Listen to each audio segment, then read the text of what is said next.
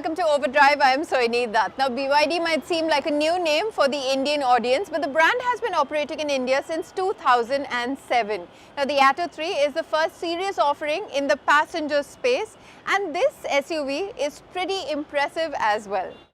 The Auto Expo is coming back in January 2023. That's a break of 3 years, and that's because waves of the pandemic have been delaying things, creating all sorts of problems. Now, my last memory of any motor show has been the Auto Expo, the 2020 Auto Expo. And I remember the buzzword at that Auto Expo was China, for some good reasons as well. Because you see a lot of Chinese car makers came in with their wares, showed their upcoming vehicles, talked about their India plans. Some of it materialized, some of it didn't. But somewhere in one corner, one little corner, was a very little exhibit for BYD, or Build Your Dreams. You see, unlike a regular LFP battery pack, where you have the cells that are put into a rectangular structure or a rectangular module, much like a brick, and then all these modules or bricks are sort of assembled together to make the battery pack. The blade pack essentially uses cells that are stacked into, say, slim steel boxes that are about that tall and almost as wide as the width of the car. And then all these plates are sort of stacked together into the floor to make that blade battery pack. So this essentially eliminates the need of modules, which in turn means lesser material use, some weight saved, and it's also safer. Now, if you were to research about these batteries, you would often hear the term nail test. What that essentially means is, if a long nail were to be punctured through an LFP battery module, it would release a lot of hot gases and eventually turn into a fire. The battery fires that we all have been hearing about, talking about, etc.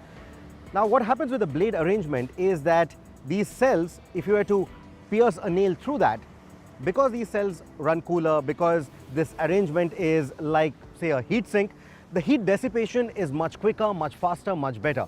Also, these cells have a higher starting temperature for an exothermic reaction. Also, they don't release oxygen, so a thermal runaway is literally not possible. So what that means is, the bottom line is that the chances of a battery fire happening with this kind of a setup are next to nil. And that is exactly why this battery pack is such a big deal. It also saves weight, and since the design creates a sort of a ladder structure, it gives the chassis better rigidity too.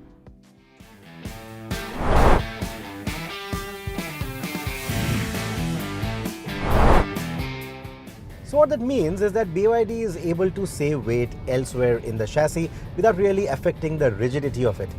What that translates into is that the vehicle feels quite sure-footed when you are making lane changes or taking corners, while at the same time, around tighter switchbacks, it still has a level of agility, it still has a level of ease when maneuvering through tight spaces, etc., and that's a good feeling. The high-speed stability is quite good, and at city speeds, the Atto 3 feels as good as the other premium IC cars in this price bracket, and that's saying something. The single motor configuration provides brisk performance, and you don't really miss an all-wheel drive or a twin motor setup on this urban crossover. Now, for those of you who are in the mood for sporty driving, there are the sporty modes as well. I use the word modes because, well, you have multiple. So, for example, the mode switch here on the center console will only make changes to the way the powertrain behaves. So you have Eco, which is sort of a dull response as you would expect. Then you have the normal, which is ideally suited for city and highway runs. And then you have the sport mode, which makes it a lot more eager. But this will only make changes to the powertrain response. Now, usually with electric cars, you get paddle shifters behind the wheel, which let you alter different levels of regen. And usually there are at least 3 levels of regen that you can play with or choose from. Here, however, you have one switch on the tunnel console, and that will only let you cycle between 2 modes, standard and high. Now, standard is as natural as it can get, but it still doesn't give you a strong enough regen, especially for the kind of speeds that an electric car can deceptively get onto. So you are still resorting a lot more to the brake pedal every now and then. And on the high, well, it's a bit too jerky. Whether you're driving in the city or on the highway, that high regenerative braking is a bit too jerky. It's a bit too strong for my liking.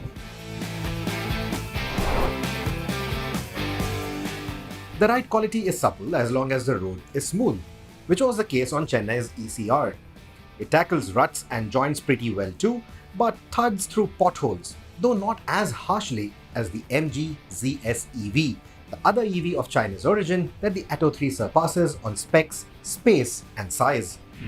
In fact, the overall comfort of this BYD is quite good, and the seats also play a big role to that effect.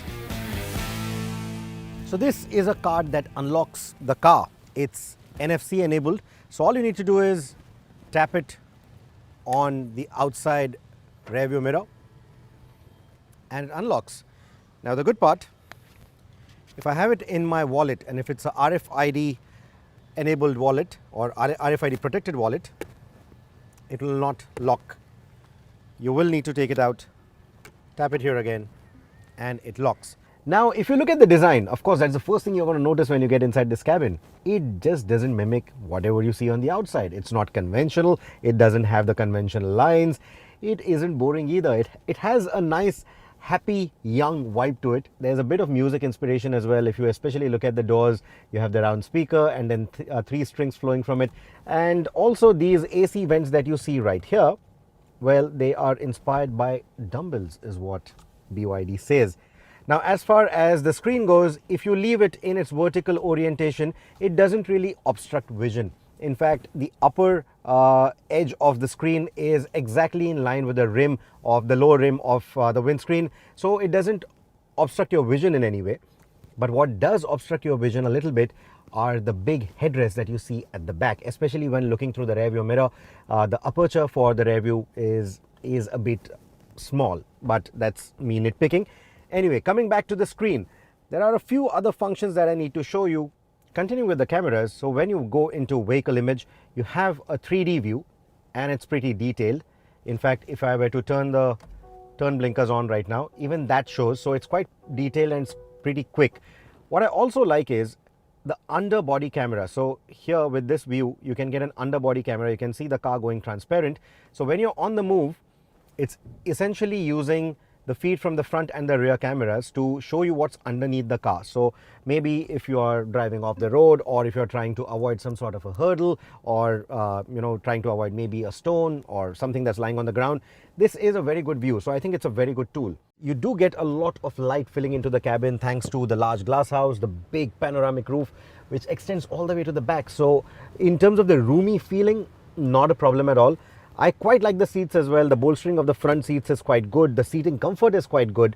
And because they sit a little tall, the foot space at the back is actually quite nice. You also get ISOFIX child seat mounts. Interestingly, you get an ISOFIX child seat mount even for the front passenger seat. So if you want to carry your child in the front, that is possible too.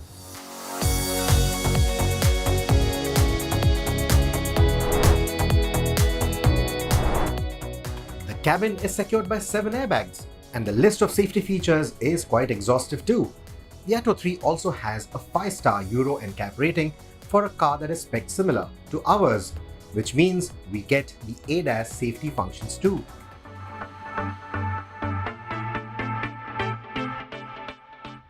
While I was busy evaluating all the features and the driving dynamics, my colleague Tuhin went off to Pondicherry, had a pani chocola, and put 320 kilometers on the Atto 3 with around 25% state of charge still left in the 60 kWh battery pack. His driving included a mix of highways and Chennai city traffic as well, and an isolated calculation of both these stints hints that a 450 km real-world range is easily achievable. That's an exceptionally good number for a car that looks like a hatchback but is almost the same size of the Hyundai Creta. In fact, it is the largest EV under 40 lakh rupees at the moment.